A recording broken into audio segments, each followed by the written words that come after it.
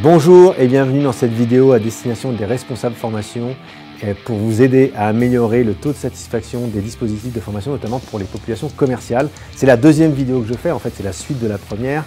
La première, on avait vu comment améliorer l'amont des dispositifs et là on va regarder quels sont les tips pour pouvoir améliorer l'aval et faire en sorte de déclencher cette motivation qui est nécessaire. Pourquoi? Parce qu'en fait la formation c'est un investissement et c'est pas toujours vu comme tel par les populations commerciales et donc du coup elles ont diminué la valeur, elles ne l'utilisent pas à bon escient et moins elles l'utilisent à bon escient, plus elles sont insatisfaites de cette formation. Alors que tout est là. Voilà. Alors, les tips pour pouvoir améliorer l'aval des dispositifs de formation, ils se résument en 3 points. Mais avant d'aller sur ces 3 points, j'aimerais quand même vous parler d'une histoire qui m'a marqué. C'est l'histoire du scorpion et de la grenouille. C'est l'histoire du scorpion. En fait, le scorpion cherche à traverser dans le désert un petit ruisseau qui passe par là. Le scorpion, ne sachant pas nager, voit qu'il y a une grenouille qui est à côté et lui demande simplement si elle peut passer, si elle peut l'aider à passer, le porter sur son dos et puis l'amener au bord de la rive. Et là, la grenouille lui dit « Écoute, scorpion, je t'aime beaucoup, mais tu es quand même connu pour pas être très sympa et puis j'ai peur que tu me piques et que je meure. » Là, le scorpion lui dit « Ouais, mais écoute, je ne suis pas ennemi de mes intérêts, je suis sur ton dos, si on traverse le ruisseau et que je te pique, tu vas mourir et moi aussi avec, puisque je vais couler, je ne sais pas nager. » Donc la grenouille obtempère et dit « Ok, bah ouais, cool, bon, je vais te rendre service à charge de revanche. » Et commence à prendre le scorpion sur son dos et avance en plein milieu du ruisseau. Et là, tout d'un coup, elle sent un dard s'enfoncer en elle et elle regarde le scorpion et elle regarde comme ça, interrogatif, elle dit « Mais pourquoi? Tu vas mourir toi aussi ?»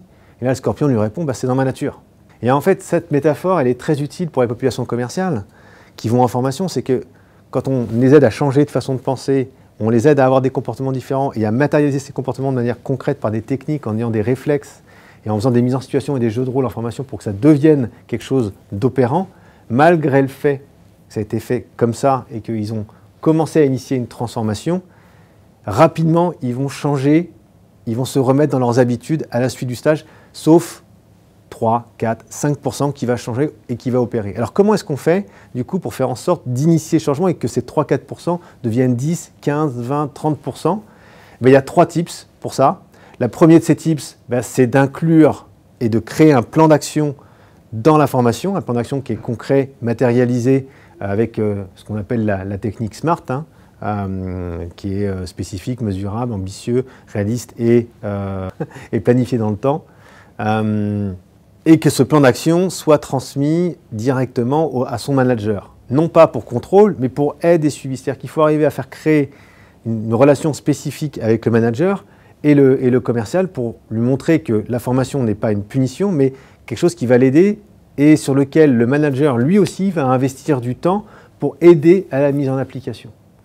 Et comment est-ce qu'il va aider? En programmant des rendez-vous, en programmant des entretiens téléphoniques avec son commercial, non pas pour parler chiffres, mais juste pour parler développement et comment est-ce qu'il met en application et quelles sont les choses nouvelles, les petites choses différentes qui sont arrivées suite à cette formation et aider le commercial à cranter, c'est-à-dire à l'amener à un autre endroit encore plus loin.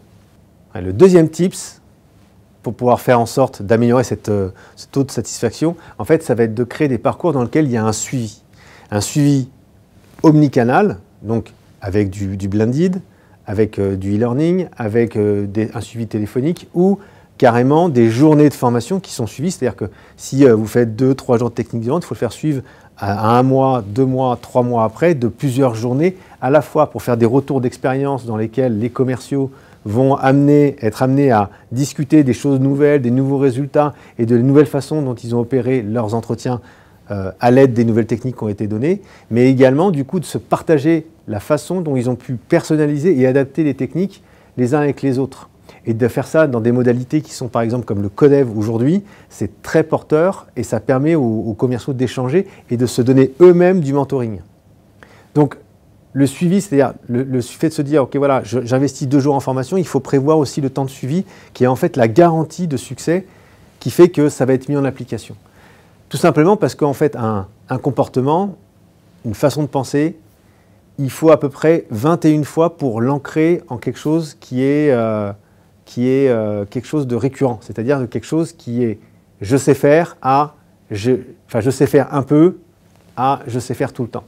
Et donc plus on va ancrer et amener et créer le dispositif et mettre un aval qui est fort, plus on va impacter les commerciaux de façon différente de voir le message et de mettre en application, plus ça va être mis en application et plus les commerciaux mettent en application, plus ils vont avoir de la satisfaction élevée par rapport au programme. Donc un programme qui est dans le temps et dans lequel il y a plusieurs points de suivi et dans lesquels on reconnaît, et il y a un dispositif pour les amener à reconnaître leurs nouvelles compétences et donc leurs nouveaux résultats, ça va les permettre de se dire « Ok, je suis maintenant différent et j'ai appris des choses et je suis hyper satisfait parce que ça m'a permis de déclencher 2, 3, 4, 5 nouveaux contrats. » Voilà les 2 principaux tips pour pouvoir améliorer l'aval des formations et faire en sorte que votre dispositif de formation soit une véritable réussite, un succès et faire en sorte que le taux de satisfaction de vos stagiaires, notamment des populations commerciales, soit bien meilleur. Ce que je vous invite à faire, tout simplement de cliquer sur les liens qui sont en dessous de cette vidéo qui vont vous permettre soit d'aller sur notre prochaine conférence sur ce thème-là spécifiquement pour vous et sur lequel on va échanger sur des nouveautés pour pouvoir faire en sorte d'améliorer encore plus ces taux de satisfaction, ou alors de cliquer sur le lien directement si vous voulez prendre rendez-vous avec un de nos consultants, avec moi-même, pour pouvoir identifier vos nouveaux sujets, nouvelles problématiques, qu'on réfléchisse pour vous sur ce qu'on pourrait faire ensemble. Je vous dis à très bientôt et bon dispositif de formation. À très bientôt.